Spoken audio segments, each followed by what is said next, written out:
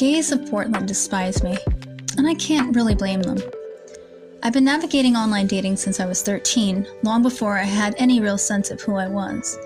And when you already struggle with authenticity, presenting yourself online becomes a whole new challenge. You either shrink into a self-deprecating shell or, like me, you construct an identity that reflects who you are, but with just enough polish and intrigue to make you seem unique. That skill, the ability to craft personas, became the foundation of my career in sex work. Before Grindr, there was Craigslist Casual Encounters, Gay.com, Adam for Adam, and Manhunt. Platforms where I could carefully curate an image that would attract the right kind of attention. Playing the role of a desperate young guy in need caught the eyes of many older men, and my client list grew, no pun intended. But controlling my persona for survival was one thing. Dating was another. With clients, I only had to maintain the illusion for an hour or so. With romantic partners, I had to be strategic. If things got serious, I couldn't risk them discovering just how fraudulent my presentation was.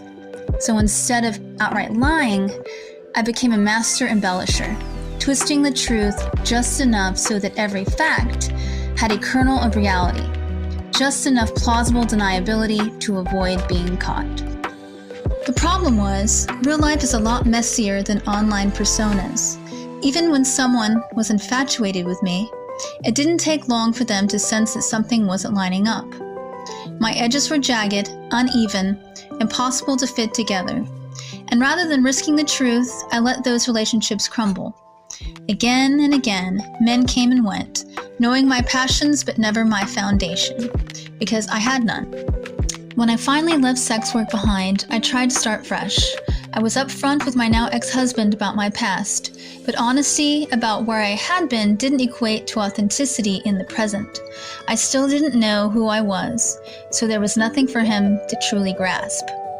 In a desperate attempt to save our marriage, and to appease his relentless sexual appetite, we started having threesomes, mostly to take the pressure off of me, since no matter how hard I tried, I could never match his drive.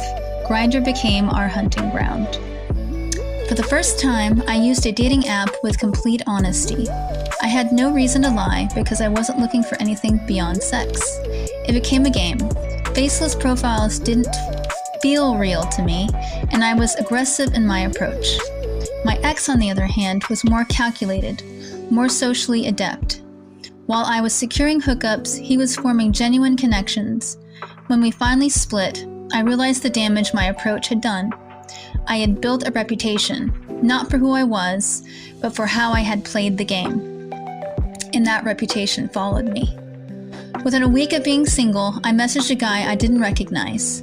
Apparently, I'd hit him up before, many times. Being a stoner, I never kept track of guys who constantly made new profiles. If someone wasn't interested, I'd block them and move on. No harm, no foul. But this particular guy happened to be friends with my cousin Angie, and he became convinced that I was targeting him because of our connection. The next day, Angie messaged me, saying her friend was terrified, convinced I was stalking him.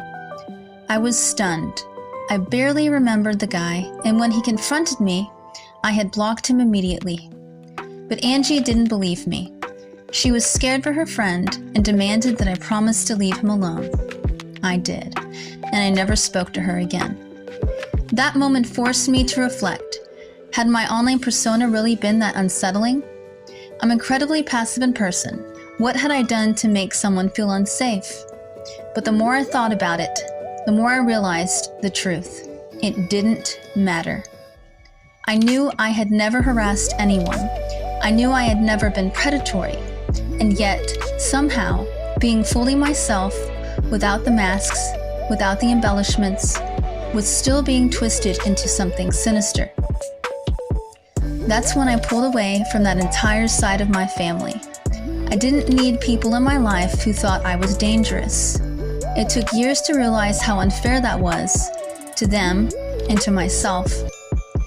I had cut off an entire branch of my life because of one person's misinterpretation. Slowly, I've been working to repair that wound. But online dating remains an obstacle. On Grindr, I'm haunted by the ghost of who I used to be. Some guys recognize me from my past life and make sure I don't forget it. Others have been warned about me, thanks to that one guy who still posts about me online, perpetuating a narrative I can't control. It's frustrating, knowing that my past impulsiveness has overshadowed the person I've become. That a version of me, distorted and exaggerated, is the only one some people will ever see. And yet, despite it all, I've learned that the people who actually take the time to ask me questions, the ones who approach with curiosity instead of judgment, can see the truth for themselves. So my luck isn't all bad. And now that I actually like who I am, there's no need for an online persona, no more facades, no more embellishments. Just me, authentically, unapologetically me, all the time.